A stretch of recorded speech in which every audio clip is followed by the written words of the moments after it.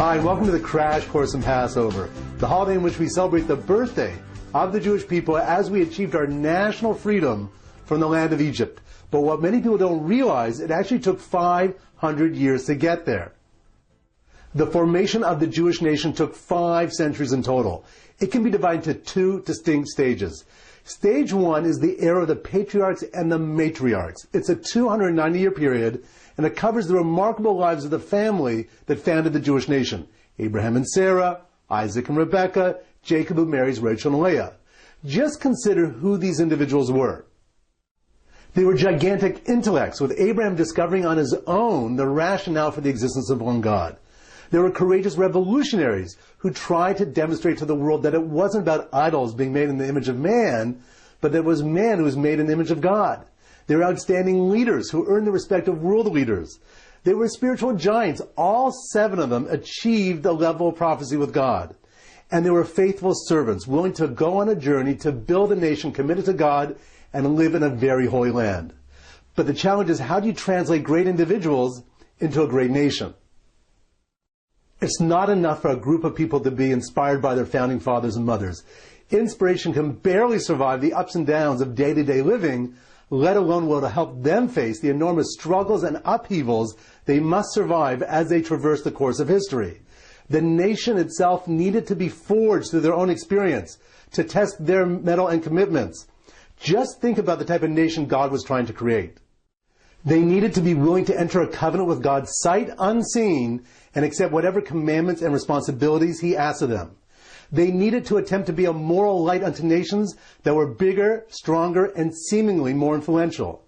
And they needed to live in a hostile world that for the next 1,300 years wouldn't even begin to understand the concept of one God, and who would often see them as strange, backward, and threatening.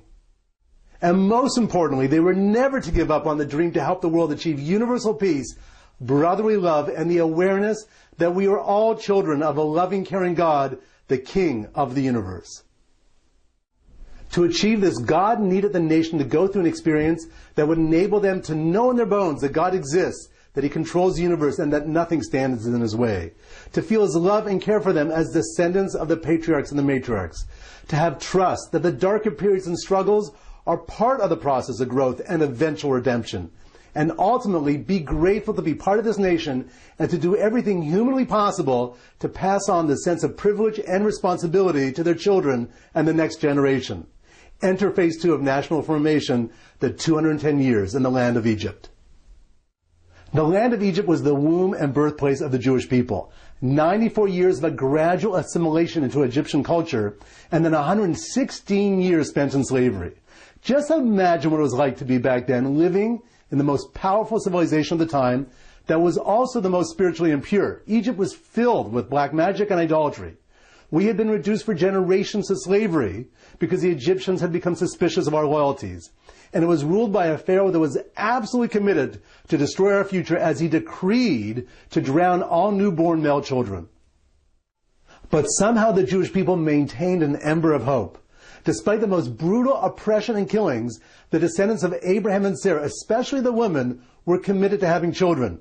The killings continued and the cries grew louder, but the Jewish people were committed to life.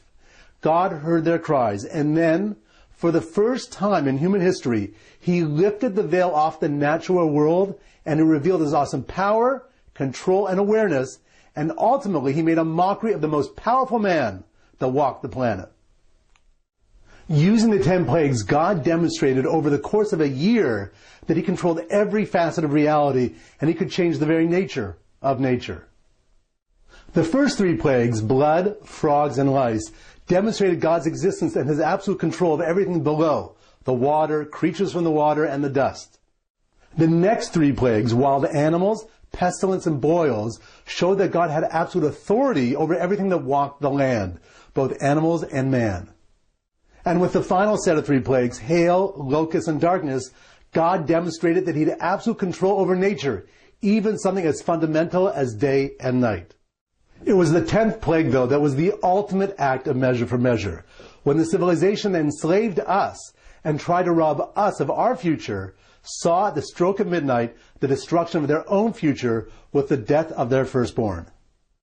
The children of Israel took their first steps across the border and experienced national freedom amidst the power, majesty, and the love of God.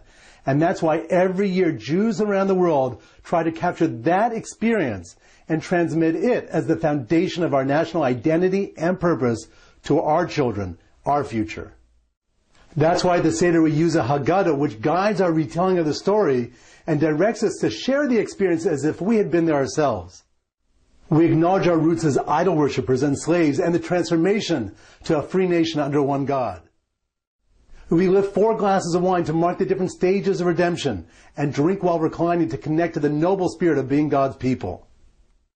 We relive the pain and the anguish of the bitter herb and eat the mutts of the bread of our affliction. And we also recall the Passover offering that we would have celebrated with if we had the Holy Temple of Jerusalem.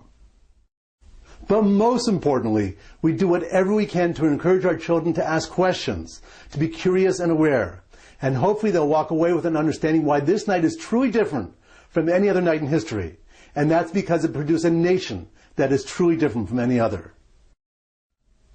Before we conclude the crash course, it's important to remember that the more you put into the Seder, the more you get out of the Seder. I encourage everybody, read the first part of the book of Exodus. Go from chapter 1 all the way through most of chapter 15. That'll take you right through the events of the splitting of the Red Sea. May this year's Seder increase our sense of gratitude for being part of such a remarkable nation, and may it strengthen our commitment to work together to be a light unto nations and achieve the dream.